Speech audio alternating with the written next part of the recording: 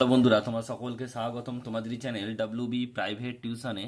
তো আজকের এই ভিডিওতে আমরা রায়মার্টিন প্রশ্নবিচিত্রা 2025 ক্লাস 6-এর ইতিহাস বিষয়ে যে তোমাদের প্রথম ইউনিট টেস্টের জন্য 6 নম্বর স্কুল রয়েছে 262 নম্বর পেজে, এই প্রশ্নপত্রের সম্পূর্ণ উত্তর নিয়ে আজকের এই ভিডিওতে আমরা আলোচনা করব। তো চলো ভিডিও শুরু করা যাক। একের দাগে বলছে সঠিক উত্তরটি নির্বাচন করো। 1-1 মানুষ নিজেদের যে কোনো পরিবেশে মানিয়ে নিতে পেরেছে তার সংস্কৃতির জন্য। অপশান নাম্বার সি সঠিক উত্তর হবে। নেক্সট প্রশ্ন 2-টা ভারতীয় উপমহাদেশে সব থেকে পুরানো পাথরের অস্ত্র পাওয়া গেছে কাশ্মীরের সোয়ান উপত্যকায়। অপশান নাম্বার এ সঠিক উত্তর হবে। নেক্সট প্রশ্ন দেখো পরেরটা কি বলছে, যে ভীমবেটকা বিখ্যাত গুহায় আঁকা ছবির জন্য। নেক্সট প্রশ্ন মহেঞ্জোদারোর কথার অর্থ কি? মৃতের স্তূপ। নেক্সট প্রশ্ন 10-টা সবচেয়ে বড় স্নানাগার দেখতে পাওয়া যায় মেহেরগড়ে। এরপর রয়েছে দেখো 2-দাগের 1-টা শূন্যস্থান পূরণ করতে হবে। উত্তরপ্রদেশে ড্যাশ দুদিকে ধারালো ছুরি পাওয়া গেছে, এটা হবে সরাই নহর রাইতে। নেক্সট প্রশ্ন শূন্যস্থান পূরণ করো। হোমো বলছে হাবিলিস, এর অর্থ ড্যাশ মানুষ, দক্ষ মানুষ। এরপর হচ্ছে দেখো পরেরটা বিমানান শব্দটি খুঁজে লেখো। কর্ণাটক, আফ্রিকা, মধ্যপ্রদেশ, রাজস্থান। দেখো আফ্রিকা হচ্ছে মহাদেশ আর বাকিগুলো হচ্ছে কর্ণাটক, মধ্যপ্রদেশ, রাজস্থান, এগুলো হচ্ছে কি আমাদের দেশের ভারতবর্ষের বিভিন্ন রাজ্য।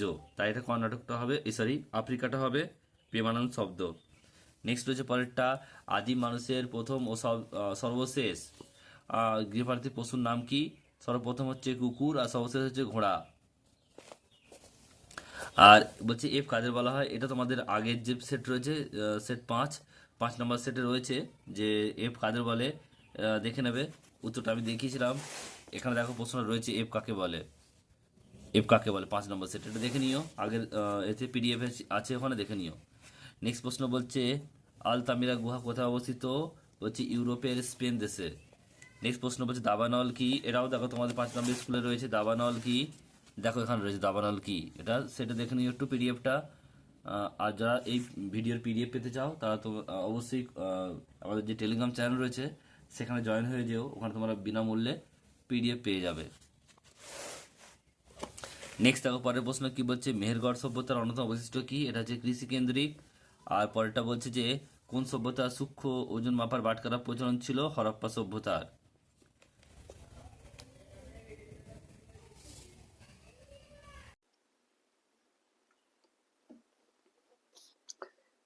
3-এর দাগের 1-টা বলছে, দেখো 3-এর দাগের 1-এর প্রশ্ন কি বলছে, নিচের প্রশ্নের উত্তর দাও। প্রশ্নটা কি বলছে, হরপ্পা সভ্যতার জলপথে যাতায়াতের সুবিধা ছিল কেন?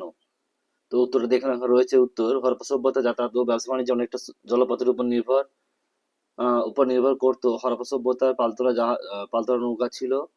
এই পয়েন্টগুলো লিখবে। মহেঞ্জোদারো সিলমোহর নৌকার ছবি আছে, আর তারা নদী ও সমুদ্রে নৌকার সাহায্যে যাতায়াত করতো। তারা নদীর স্রোত ও হাওয়ার সাহায্যে নৌকা চালাতো। নেক্সট প্রশ্ন দেখো পরেরটা রয়েছে 3-এর দাগের 2-একটা হোমো ইরেক্টাস কয়েকটি বৈশিষ্ট্য লেখো। দেখো বৈশিষ্ট্য দেওয়া রয়েছে এখানে অনেকগুলো, একটু দেখে নিও তোমরা। নেক্সট প্রশ্ন 4-এর দাগের 1-একটা বলছে পুরানো পাথরের যুগে আদিম মানুষের জীবন কেমন ছিল, একটু লিখে নেবে। এখানে দেখো একটু লিখে নাও তোমরা। খাবার আর পোশাক পরিচ্ছদ, এটা লিখে নেবে তোমরা, পয়েন্ট পয়েন্ট দিয়ে লিখবে। এরপর রয়েছে পরের প্রশ্ন। প্রশ্ন এর সঙ্গে রয়েছে অথবা প্রশ্ন, আগুন জ্বালাতে শেখার পর আদিম মানুষের কি কি সুবিধা হয়েছিল? উত্তরটা এখানে লিখবে, দেখে নাও কি রয়েছে, পয়েন্ট করে লিখবে। প্রচন্ড শীতের হাত থেকে রক্ষা, জীবজন্তুর আক্রমণ থেকে রক্ষা, আগুনে ঝলসে খাওয়া। নেক্সট প্রশ্ন পরেরটা বলছে, এরপর রয়েছে 4-এর দাগের 2-একটা টিকা লেখো। হরপ্পা সভ্যতার লিপি।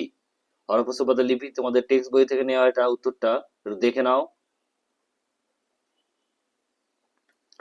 নেক্সট প্রশ্ন পরেরটা বলছে এটা 4-এর দাগের 3-একটা কি বলছে, কোন সভ্যতাকে তামা ও ব্রোঞ্জ যুগের সভ্যতা বলা হতো এবং কেন বলা হয় এবং কেন? উত্তর দেখে নাও। হরপ্পা সভ্যতাকে তামা ব্রোঞ্জ যুগের সভ্যতা বলা হয়, কারণটা কি এখানে রয়েছে লেখা, পুরো সম্পূর্ণ দেখে নাও। প্রয়োজনে তোমার স্ক্রিনশট নিয়ে নাও। আর এই পিডিএফ পাওয়ার জন্য আমাদের টেলিগ্রাম জয়েন করে নিও। এই ভিডিও ডিসক্রিপশন বক্সেও লিঙ্ক পাবে তোমরা, টেলিগ্রাম চ্যানেলের লিঙ্ক। তো সেখানে তোমরা বিনামূল্যে, সম্পূর্ণ বিনামূল্যে ওখানে তোমরা পিডিএফটা পেয়ে যাবে, এই পিডিএফটা। নেক্সট প্রশ্ন দেখো পরেরটা বলছে, এরপর রয়েছে 5-এর দাগের 1-একটা বলছে যে মহেঞ্জোদারো নিচে এলাকায় অন্তত কয়টি কুয়ো ছিল? 27টি উত্তর হবে। আর হরপ্পা অর্থনীতি ধর্মবিশ্বাস দিয়ে ধর্মবিশ্বাস কোথা থেকে জানা যায়? মেরগড় সভ্যতার প্রাচীনতম পর্যায়ের বর্ণনা দাও। এটা তোমাদের টেক্সট বইয়ের 31 আর 32 নাম্বার পেজে একটু দেখে নিও, ওখানে তোমরা পাবে। নেক্সট প্রশ্ন বলছে পুরানো পাথরের যুগ ও নতুন পাথরের যুগের পার্থক্য লেখো। দেখো এখানে রয়েছে পার্থক্য, পার্থক্যটা তোমরা দেখে নাও এবং লিখে নেবে প্রয়োজনে স্ক্রিনশট নিয়ে নেবে। এই সঙ্গে প্রশ্ন আছে আদিম মানুষ যাযাবর ছিল কেন? উত্তরটা এখান থেকে লিখবে, কারণটা এখান থেকে লিখবে, যে খাদ্য পয়েন্ট করে লিখবে কিন্তু, খাদ্য সংগ্রহ, শিকার ও ফলমূল জোগাড়।